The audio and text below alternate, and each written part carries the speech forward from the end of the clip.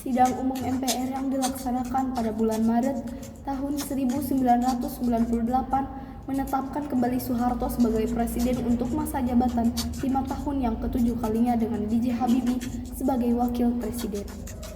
Pada saat itu juga sedang terjadi krisis moneter yang berlangsung sejak tahun 1990-an dengan puncaknya pada tahun 1997. Kondisi ekonomi pada saat itu tengah sangat melemah dan merosot sehingga menimbulkan ketidakpuasan masyarakat.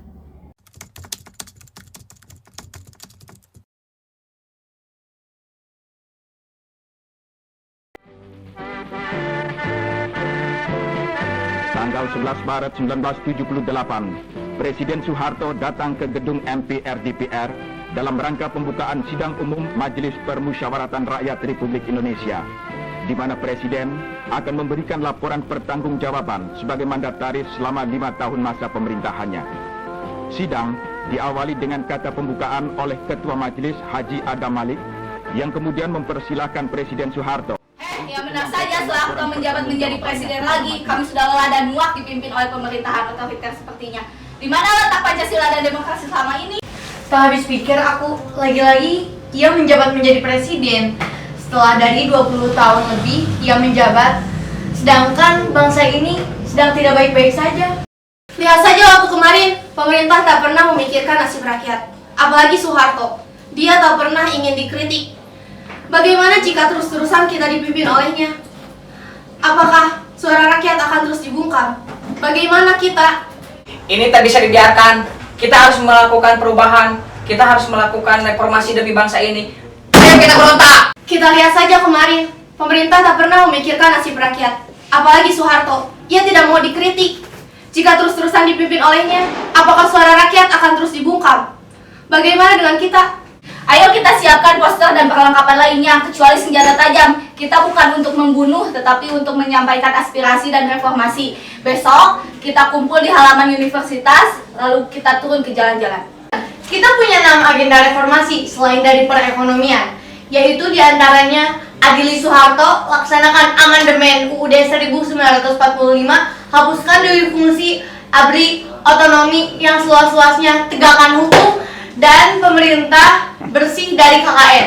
Ya, ayo kita kobarkan semangat reformasi ini. Para mahasiswa mulai turun ke jalan.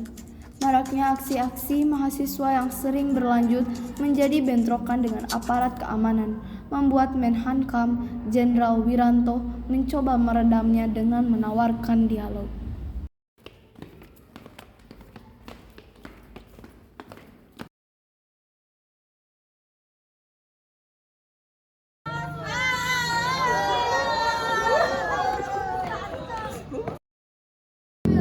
Para mahasiswa, daripada kita melakukan aksi-aksi yang dapat membahayakan diri kita sendiri dan orang lain, mari kita lakukan dialog. Dialog tersebut diharapkan komunikasi antar pemerintah dan masyarakat terbuka kembali. Kami tidak butuh dialog. Betul! Percuma saja melakukan dialog dengan pemerintah, tidak akan efektif. Tuntutan pokok kami adalah melakukan reformasi politik dan ekonomi serta pengunduran diri Presiden Soeharto. Mitra dialog yang paling efektif adalah lembaga kepresidenan dan MPR. Maka dari itu kami harus ke gedung MPR.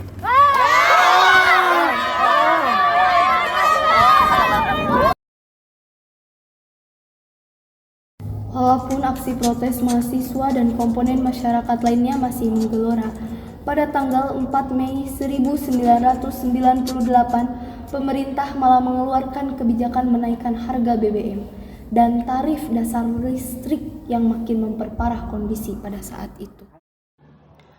Wah, sudah gila pemerintah itu, benar-benar menyusahkan rakyat. Sedang krisis begini malah menaikkan BBM dan tarif listrik. Bukannya memberi solusi, malah menambah beban. Dasar gak jelas. Bagaimana bisa kita diam? Jika pemerintah selalu seperti ini, kita harus terus lakukan demonstrasi untuk melawan pemerintah itu. Pada 4 Mei, mahasiswa di Medan, Bandung, dan Yogyakarta menyambut kenaikan harga BBM dengan demonstrasi besar-besaran. Demonstrasi itu berubah menjadi kerusuhan saat para demonstran terlibat bentrok dengan aparat keamanan. Turunkan harga BBM, pemerintah tidak pernah memikirkan rakyat. Mana kinerja pemerintah, masyarakat selalu ditindas.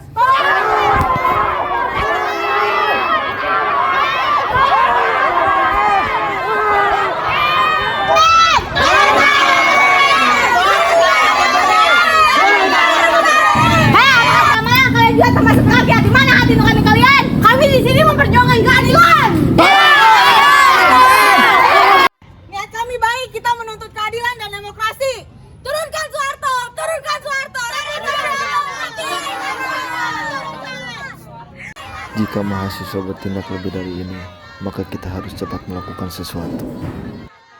Apa yang menjadi tanggung jawab kami akan terus emban. Kalian tetap tidak boleh berdemo di depan gedung MPR. Maafkan kami jika kami membantah Bapak Pelindung Masyarakat, tetapi kita akan tetap melakukan reformasi. Kami tak akan menyerah.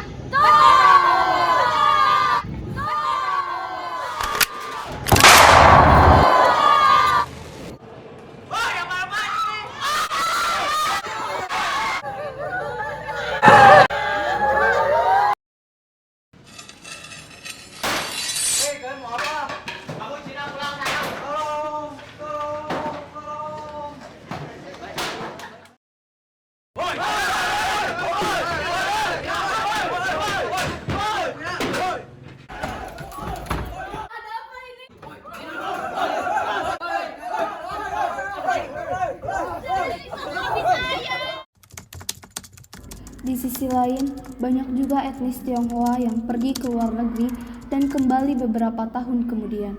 Mereka mencari tempat yang aman karena saat itu mereka merasa benar-benar menjadi buronan. Pada tanggal 14 sampai tanggal 19 Mei tahun 1998, setelah kejadian penembakan seorang mahasiswa Trisakti oleh aparat keamanan, menyulut demonstrasi yang lebih besar. Suara-suara rakyat dibungkam peluru. Mana demokrasi kita saat ini? Demokrasi saat ini sudah menghitam. Mari kita bangkitkan lagi demokrasi yang sudah terkubur itu. Mari kita duduki gedung MPR. Ayo pimpinan DPR, MPR yang terhormat, kami meminta kalian untuk mengambil keputusan yang tegas. Kami menuntut diadakannya sidang istimewa. Jangan terus-terusan bersembunyi dan pura-pura tak tahu. Turunkan Soeharto! 18 Mei hingga 19 Mei tahun 1998, siang hari Ketua DPR MPR Harmoko didampingi wakil-wakilnya menggelar jumpa pers, isinya mencermati situasi terkini dan menyarankan Presiden Soeharto mengundurkan diri. Melihat suasana saat ini, rasanya sulit untuk diatasi. Demi bangsa dan negara, saya harapkan Bapak Soeharto mengundurkan diri dengan secara adil dan bijaksana. Maaf, saya kira masalah ini bisa diatasi. Saya akan mempercepat pemilu. Mohon maaf Pak, tetapi masyarakat dan mahasiswa menginginkan Anda untuk mundur karena sudah banyak korban yang berjatuhan dan mereka tidak bisa dipaksa untuk pulang. Saya tidak setuju. Saya akan membentuk komite reformasi dan saya tegaskan saya ingin tidak dipilih jadi presiden lagi. Ternyata janji manis Soeharto untuk menolak dipilih kembali tidak mampu meredam aksi massa. Mahasiswa yang datang ke gedung MPR untuk berunjuk rasa semakin banyak. Mereka terus mendesale agar Soeharto mundur. Turunkan Soeharto!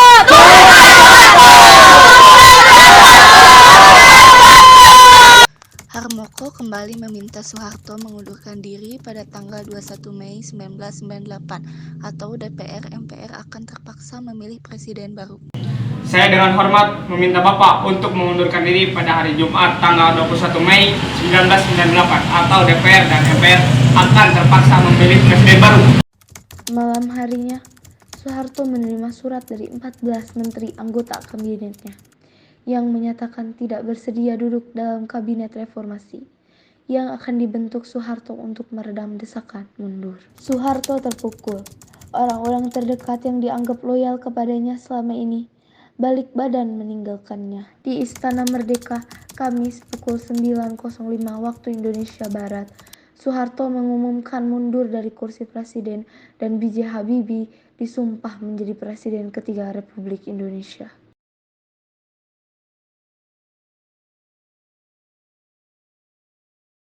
Assalamualaikum warahmatullahi wabarakatuh. Sejak beberapa waktu terakhir, saya mengikuti dengan cermat perkembangan situasi nasional kita, terutama aspirasi rakyat untuk mengadakan reformasi di segala bidang kehidupan berbangsa dan bernegara. Atas dasar pemahaman saya yang mendalam terhadap aspirasi tersebut dan terdorong oleh keyakinan bahwa reformasi tersebut perlu dilaksanakan secara tertib, damai, dan konstitusional demi terpeliharanya persatuan dan kesatuan bangsa serta kelangsungan pembangunan nasional. Saya telah menyatakan rencana pembentukan Komite Reformasi dan mengubah susunan Kabinet Pembangunan ke-7. Namun demikian, kenyataan hingga hari ini menunjukkan Komite Reformasi tersebut tidak dapat terwujud karena tidak adanya tanggapan yang memadai terhadap rencana pembentukan komite tersebut. Dalam keinginan untuk melaksanakan reformasi dengan cara yang sebaik-baiknya tadi, saya menilai bahwa dengan tidak dapat diwujudkannya Komite Reformasi, maka perubahan susunan Kabinet Pembangunan 7 menjadi tidak diperlukan lagi. Dengan memperhatikan keadaan di atas, saya berpendapat sangat sulit bagi saya untuk dapat menjalankan tugas pemerintah negara dan pembangunan dengan baik. Oleh karena itu, dengan memperhatikan ketentuan pasal 8 Undang-Undang Dasar 1945 dan setelah dengan sungguh-sungguh memperhatikan pandangan pimpinan Dewan Perwakilan Rakyat dan pimpinan fraksi-fraksi yang ada di dalamnya, saya memutuskan untuk menyatakan berhenti dari jabatan saya sebagai Presiden Republik Indonesia terhitung sejak saya bacakan pernyataan ini pada hari ini, Kamis 21 Mei 1998. Pernyataan saya berhenti dari jabatan sebagai Presiden Republik Indonesia saya sampaikan di hadapan saudara-saudara pimpinan Dewan Perwakilan Rakyat Republik Indonesia yang juga adalah pimpinan Majelis Permusyawaratan Rakyat pagi ini pada kesempatan silaturahmi. Sesuai dengan pasal 8 Undang-Undang Dasar 45, maka Wakil Presiden Republik Indonesia Profesor Dr. Insinyur B.J. Habibie yang akan melanjutkan sisa waktu jabatan Presiden Mandataris MPR 1998-2003. Atas bantuan dan dukungan rakyat selama saya memimpin negara dan bangsa Indonesia ini, saya ucapkan terima kasih dan minta maaf bila ada kesalahan dan kekurangannya. Semoga bangsa Indonesia tetap jaya dengan Pancasila dan Undang Dasar 45-nya. Mulai hari ini pula, Kabinet Pembangunan 7 dimisioner dan pada para menteri saya ucapkan terima kasih. Oleh karena keadaan tidak memungkinkan untuk menyelenggarakan pengucapan sumpah di hadapan Dewan Perwakilan Rakyat, maka untuk menghindari kekosongan pimpinan dalam menyelenggarakan pemerintahan negara, kiranya Saudara Wakil Presiden sekarang juga akan melaksanakan pengucapan sumpah jabatan Presiden di hadapan Mahkamah Agung Republik Indonesia. Sejak saat itu, berakhirlah era Orde Baru selama 32 tahun. Indonesia memasuki sebuah era baru yang kemudian dikenal sebagai masa reformasi.